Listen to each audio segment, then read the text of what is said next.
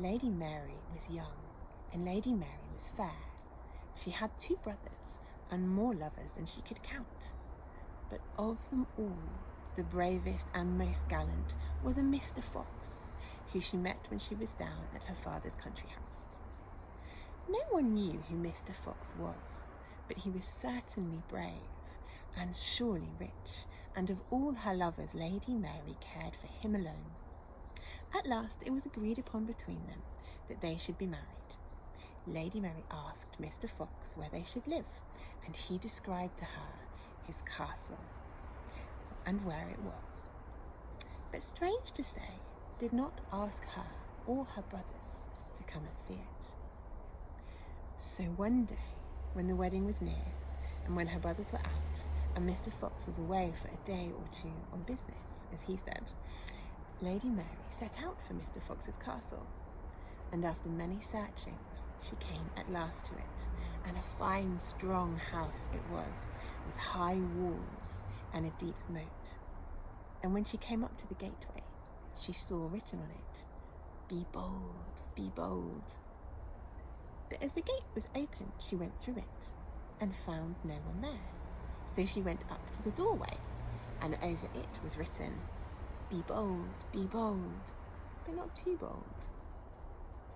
Still she went on till she came to the hall, and went up the broad stairs till she came to a door in the gallery, over which was written, "Be bold, but not too bold, lest that your heart's blood should run cold." But Lady Mary was a brave one, she was, and she opened the door, and what do you think she saw? Why, bodies and skeletons of beautiful young ladies, all stained with blood.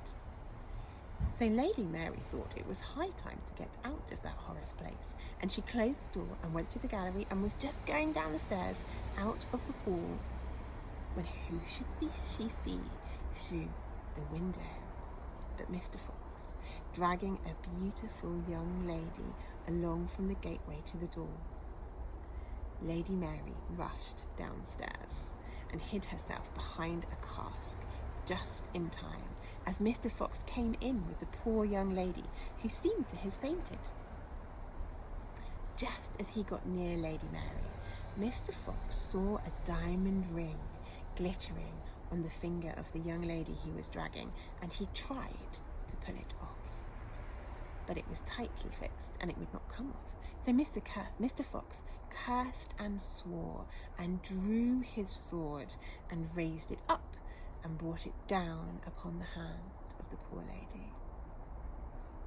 The sword cut off the hand, which jumped into the air, and fell in all of the places of the world into Lady Mary's lap.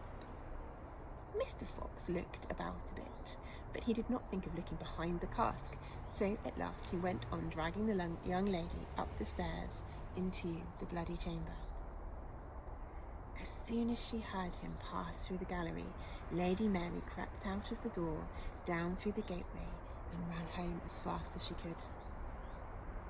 Now it happened that the very next day the marriage contract of Lady Mary and Mr. Fox was to be signed, and there was a splendid breakfast before that. And when Mr. Fox was seated at a table opposite Lady Mary, he looked at her. "How pale you are this morning, my dear," he said. "Yes," said she, "I had a bad night's rest last night. I had horrible dreams." "Dreams go by contraries," said Mr. Fox, "but tell us your dream, and your sweet voice will make the time pass till the happy hour comes." "I dreamed," said Lady Mary, "that I went yestermorn to your castle, and I had found it in the woods with high walls and a deep moat, and over the gateway was written, 'Be bold, be bold.'" "But it is not so, nor was it not so," said Mr. Fox. "And when I came to the doorway, over it was written, 'Be bold, but not too bold.'" "It is not so, nor it was not so," said Mr. Fox. "And then I went upstairs, and I came to a gallery at the end of which was a door on which was written, 'Be bold, but not too bold, lest that your heart's blood should run cold. It is not so, nor it was not so, said Mr. Fox. And then I opened the door, and the room was filled with bodies and skeletons of poor dead women, all stained with their blood. It is not so, nor it was not so, and God forbid it should be so, said Mr. Fox. I dreamed that I rushed down to the gallery, and as I was going down the stairs, I saw you, Mr. Fox, coming up to the hall door, dragging after you a poor young lady, rich and beautiful. It is not so, nor was it so, and God forbid it should be so, said Mr. Fox. I rushed downstairs just in time to hide myself behind a cask, when you, Mr. Fox, came in dragging the young lady by the arm, and as you passed me, Mr. Fox, I thought I saw you try and get her diamond ring, and when you could not, Mr. Fox, it seemed to me in my dream that you, with your sword, hacked off the poor lady's hand to get the ring. It is not so, nor it was not so, and God forbid it should be so, said Mr. Fox, and was going to say something else as he rose from his seat, when Lady Mary cried out, but it is so, and it was so. Here's hand and ring I have to show, and pulled out the lady's hand from her dress and pointed it straight at Mr. Fox. At once her brothers and friends drew their swords and cut Mr. Fox into 1,000 pieces. So this story may be familiar either in this format, or it's very similar to the story of Bluebeard and also the Robber Bridegroom. It's a kind of archetypal story format. It's one that Angela Carter plays with in her feminist writings in The Bloody Chamber, and it's also one that Dr. Clarissa Pinkola Estes writes about in Women Who Run with the Wolves. If you know me at all, you'll know that's one of my favourite books, and she examines the story of Bluebeard, which works in a very similar way to this, from a Jungian perspective, where all of the characters represent parts of yourself. And she uses the story to look at the predator as an archetype and the way that it kind of plays out through all the characters. So in Sniffing Curiously, the heroine gets herself into trouble, but she's able to follow her nose and get herself back out of it again. And the cruel and cunning Mr. Fox can represent the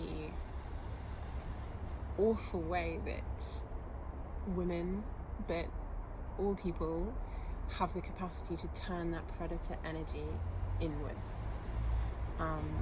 She talks about, I really recommend this chapter in the book if that's a pattern for you, anything around self-sabotage and self-harm. It's really, really powerful. And then again, and this is why I love the Jungian perspective so much, because all the parts of ourselves, we also have the ability to be the heroes at the end and cut Mr. Fox into 1,000 pieces. So that questing for truth is a balance for the self-destruction, and then we can turn that destructive energy on what really needs to be destroyed. So I've got a lovely quote from Dr. E here. We dismantle the predator by countering its diatribes with our own nurturant truths. Predator, you never finish anything you start. Yourself, I finish many things. We dismantle the assaults of the natural predator by taking to heart and working with what is truthful in what the predator says and discarding the rest. So I just wanted to add this aspect into the mix for Red Fox this month, because it's something that I found really powerful. And so that's another part of the story here, is around where predatory energy gets focused and how to switch that focus in a more nurturing, balanced, positive way. So there is everything that Red Fox wanted me to share with you this moon.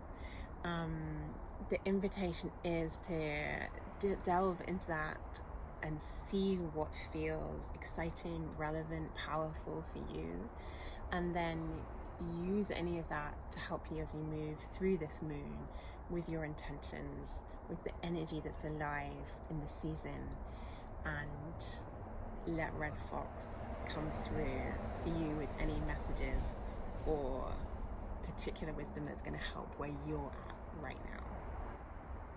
There are journal prompts from Red Fox in the ebook, and there's also a guided meditation below to help you tune in more deeply to this charismatic, beautiful, mercurial character who's just a gorgeous creature to work with at this time of year.